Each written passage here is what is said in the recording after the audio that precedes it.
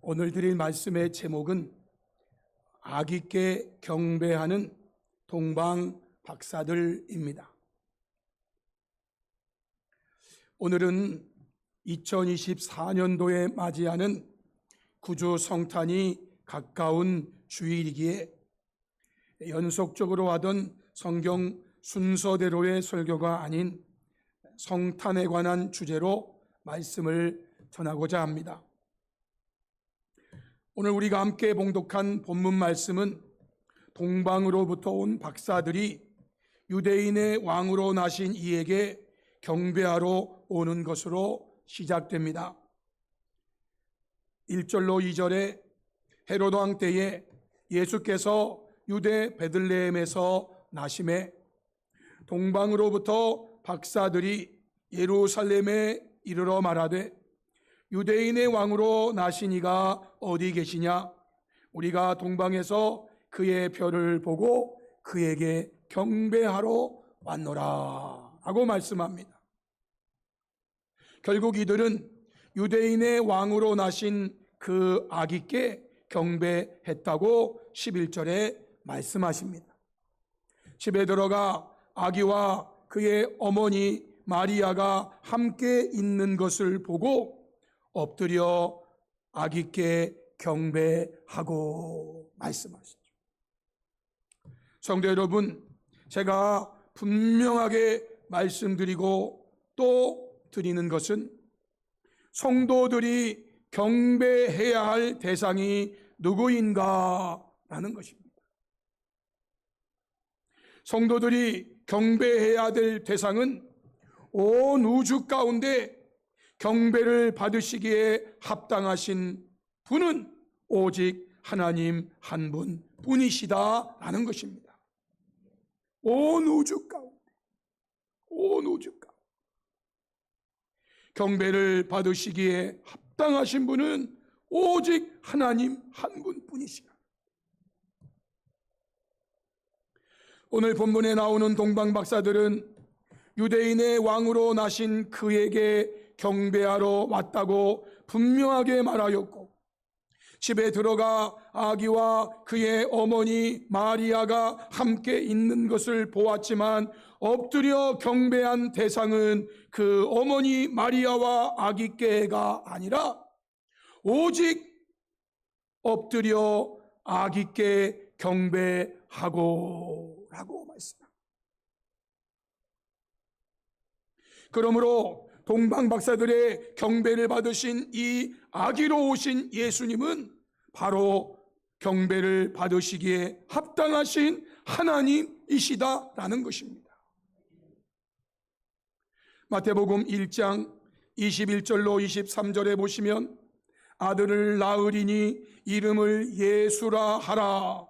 이는 그가 자기 백성을 그들의 죄에서 구원할 자이심이라 하니라. 예수라고 하는 이름에 뜻이 있다. 여러분, 제 이름은 성이 션이고 뒤에 이름은 뭐라고요? 동인이라고. 저는 앞에만 붙이면 현 목사님, 현 목사. 지금도 현 목사님이고 은퇴를 해도 현 목사님. 성이 전 씨인 분은 현역에 있어도 전 목사님이시고 은퇴를 해도 전 목사님이시고. 근데 제 이름에는요, 동력동자, 어질인자, 동쪽에 어진사. 제 이름을 거꾸로 하면 뭐가 된다고요? 인동의 자리를 잡았잖아요. 인동. 부사동에 있다가 인동의 자리를 잡았어요. 우리 부모님이 선견지명이 있으신 것 같아요.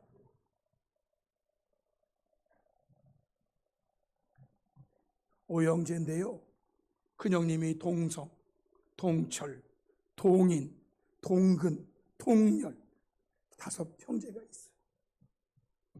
제가 셋째. 여러분, 이름을 지을 때는 그 의미가 있어요. 의미가. 어떤 분은 끝순이래, 끝순이. 왜 끝순인가 봤더니 의미가 있어, 의미가. 여러분, 아들을 낳을 텐데 이름을 뭐라고 하라고요? 예수라고 하라는 거예요. 왜 예수라고 하느냐? 여러분, 유대인들의 이름에 예수는 뜻이 있는 거예요, 뜻이. 그가 자기 백성을 그들의 죄에서 구원할 자이시기 때문에 이름을 뭐라고 지라고요? 예수라고 져서. 그래서 저희들은요, 예수를 믿고 구원받으세요. 왜? 예수님이 그가 자기 백성을 그들의 죄에서 구원할 자이시기 때문에 그러는 거예요. 그러니까 예수 아니면 안 되는 거예요. 부처? 예, 부처님은요, 좋은 분인데, 부처는요, 그는 도를 깨달은 자라는 뜻이에요. 도를 깨우친 사람은 모두 부처예요. 모두 부처. 사실 불교는요, 그 부처님을 숭상하는 게 아니에요. 다 도를 깨달을 수 있도록 도를 깨달으면 부처가 되는 거예요. 우리 교회에 길이 되시는 집사님이 계시잖아요. 길도. 도를 깨닫는데 그 도가 우리 예수님이셔요. 사실 내가 곧 길이요, 내가 곧 도다 이거예요. 도. 예수님으로 말미암아 저와 여러분들이 죄에서 구원을 받는다 그 말이에요. 이 모든 일이 된 것은 주께서 선지자로 하신 말씀을 이루려 하심인데, 이르시되 보라, 처녀가 잉태하여 아들을 낳을 것이요 그의 이름은 임마누엘이라 하리라 하셨으니, 이를 번역한즉 하나님이 우리와 함께 계시다.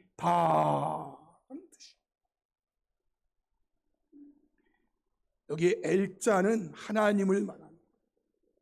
누는 너희를 말하는 거예요. 우리를 말하는 거예요. 임마는 함께.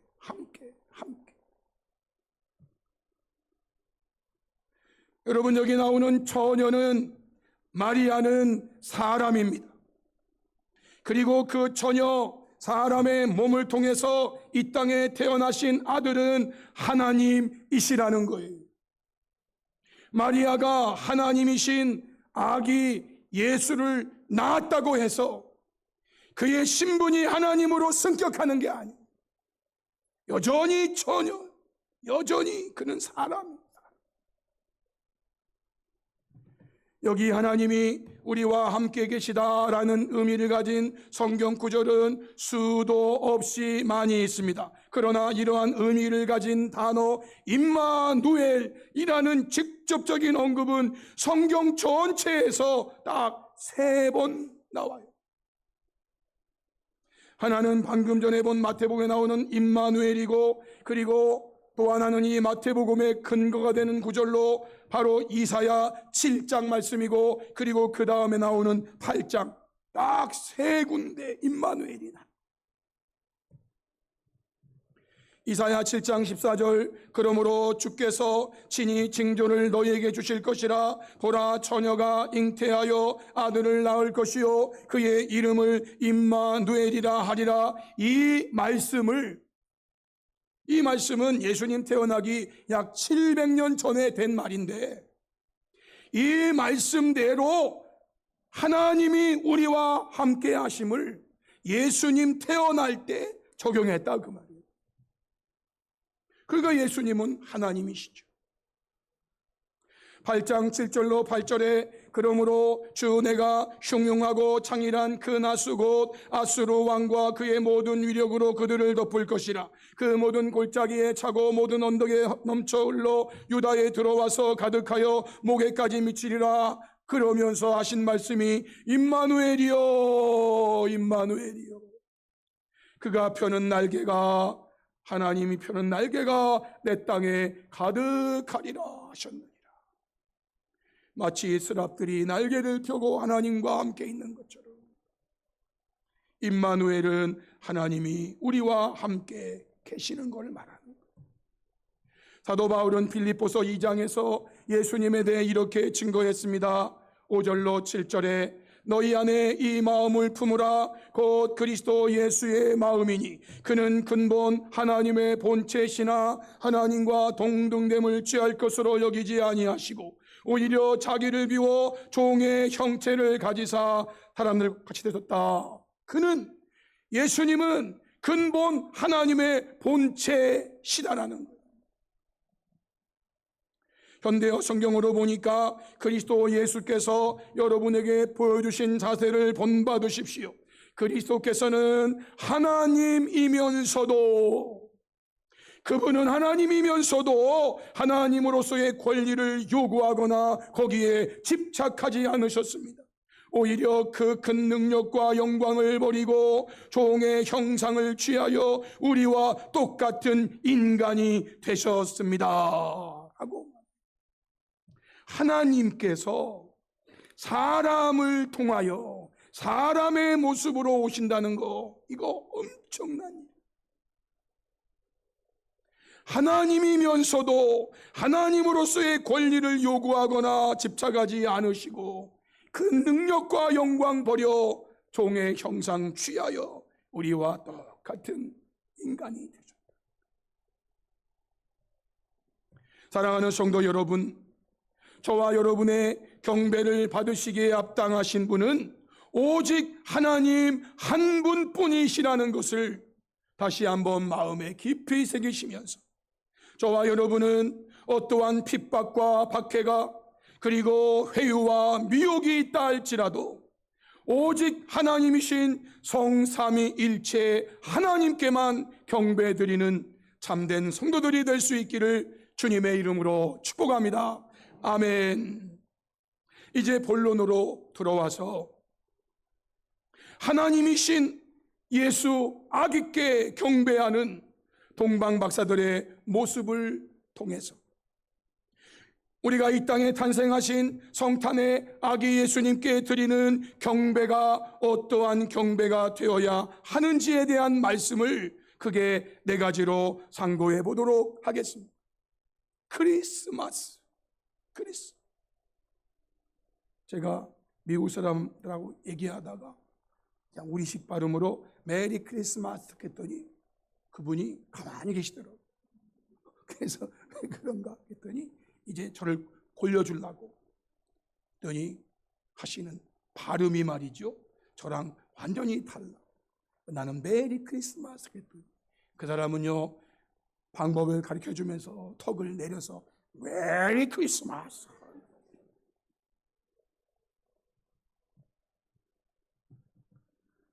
여러분, 마스라는 말이 경배라는 말이에요. 경배. 크리스는 크라이스트, 그러니까 그 예수께 경배하는 게 크리스마스. 오늘 본문의 동방 박사들은요 아기께 경배했어요. 그런데 이들의 경배의 모습을 보면 우리가 어떻게 경배해야 되는지를 보여주는 모델들이에요.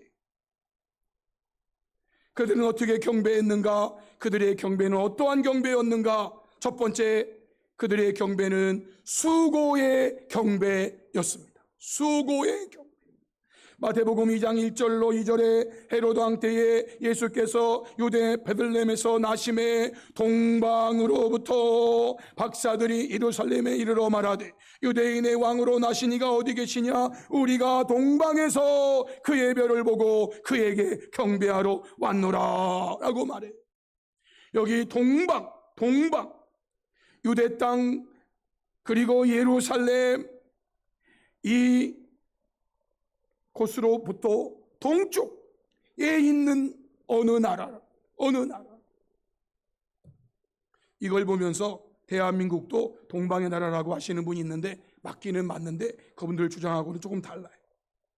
여러분, 이 동방이 어디를 가리키는 것인지 정확하게 꽉 집어서 말하는 사람은 없습니다. 그러나 대표적으로 이 동방이 바벨론을 의미하는 거 아니냐, 페르시아를 의미하는 거 아니냐, 인도를 의미하는 거 아니냐, 이렇게 말하시는 분들은 있습니다. 이 동방이 어디이든 말하고자 하는 것은 그들은 아주 먼 곳에서부터 예루살렘까지 경배하러 왔다는 거예요. 여러분, 바빌로니아는 이라크, 페르시아는 지금 이란, 여러분 인도는 지금 인도, 이 먼 곳에서부터 유다, 이스라엘, 지금 이스라엘 그 예루살렘까지 온다는 것은요, 이거는 하루 이틀 걸리는 내용이 아니에요. 이것은요 몇 개월 걸리는 일이에요. 오는 동안에는요 정말 여러분들이 아시는 대로 산을 넘기도 해야 되고요, 물을 건너기도 해야 되고요, 강을 건너기도 해야 되고요. 진짜 이들의 경배는요 수고의 경배였다는 거예요. 수고의 경배. 요즘은 편리성을 강조하다 보니 성도들조차도 하나님께 드리는 경배를 수고 없는 경배를 드리려고 하는 것이 현실입니다. 조금만 힘들고 어려우면 안 하려고 그래요.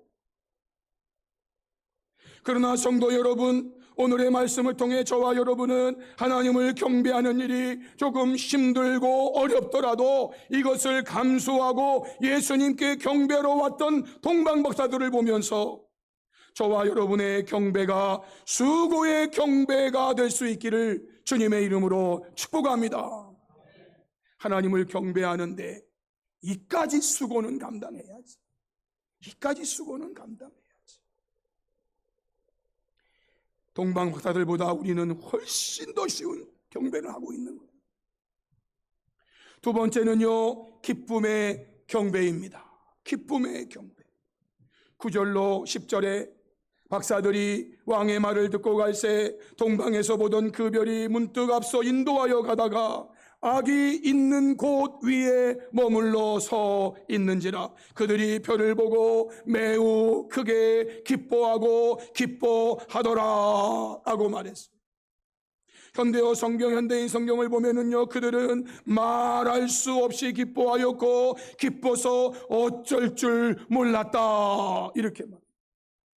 동방 박사들이 악있게 경배하는 이 경배의 모습에는요, 기쁨의 경배가 있는 거예요. 기쁨의 경배.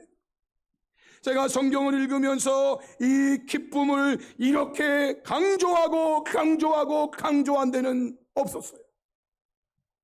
제가 본 경우는 그렇다. 있는데 제가 못 발견한 것도 많겠죠. 여러분이 기쁨을 강조하는데요, 보세요. 매우도 강조하는 거예요. 그런데 이것으로 부족합니다. 크게도 강조하는데 이것도 부족해가지고요, 기뻐하더라 이렇게 말했어요. 악있게 경배하는 동방박사들의 경배가 얼마나 큰 기쁨에 찬 경배였는지 매우 크게 기뻐하더라. 이 기쁨을 강조해도 한이 없어. 성도 여러분, 생각해 보세요.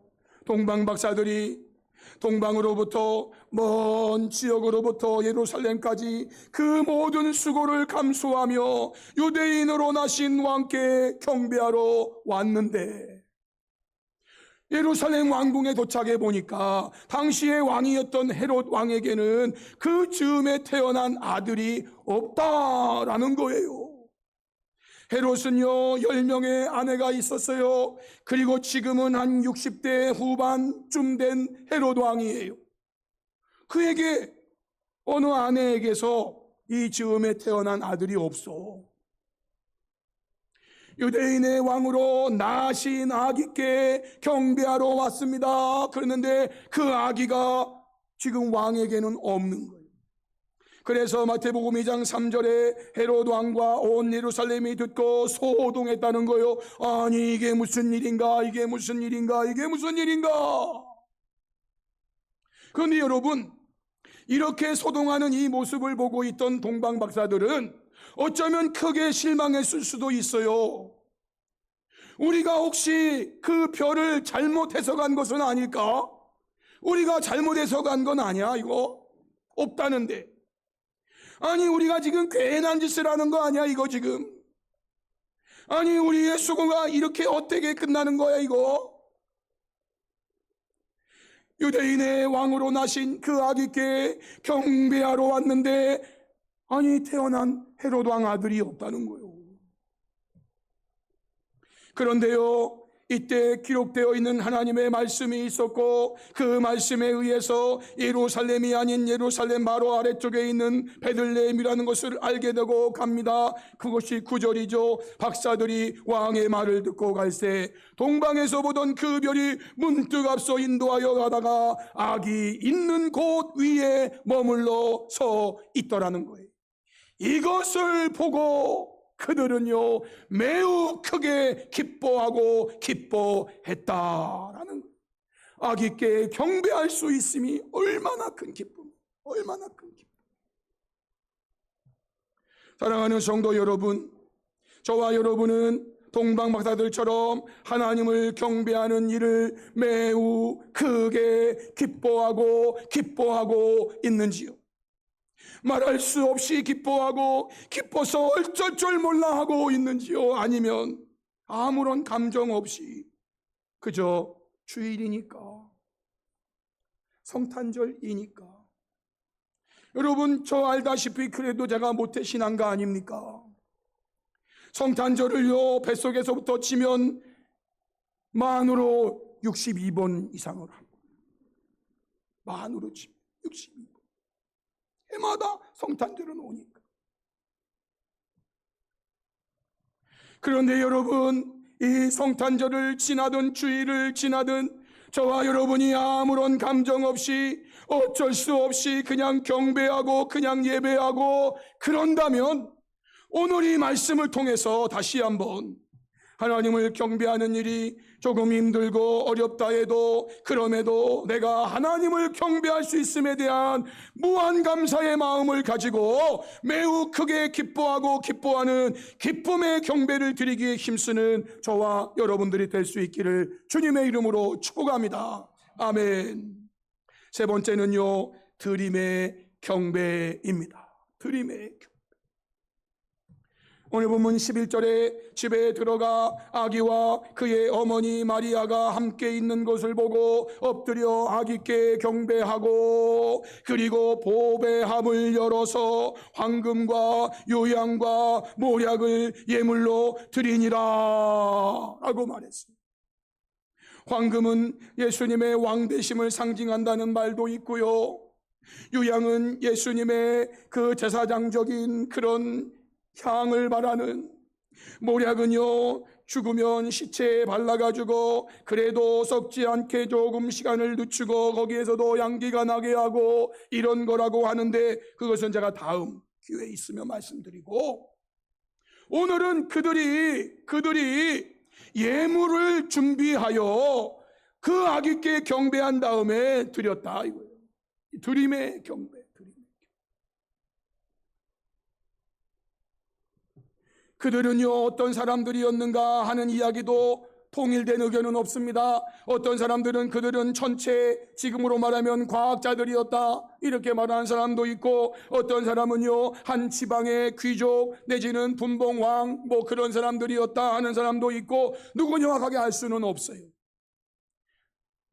어떤 사람은 이름까지도 말하는데 성경에 없으니까 제가 확실하지는 않아요. 그런데 여러분, 그들은요 어쨌든 다니엘처럼 그 나라에서 그 지방에서 귀한 존재였어요. 지금은 그렇지 않지만 그때는 귀한 자 천한 자가 가려지는 때였기 때문에 그들은 귀한 자로 존중받는 자였어요. 그 귀한 자가 유대인의 왕으로 나신 이에게 경배하러 가는데 빈손으로 가지 아니하고 그를 향해서 드릴 예물을 준비해야지. 그래서 황금, 유향, 모략을 준비해서 드렸다.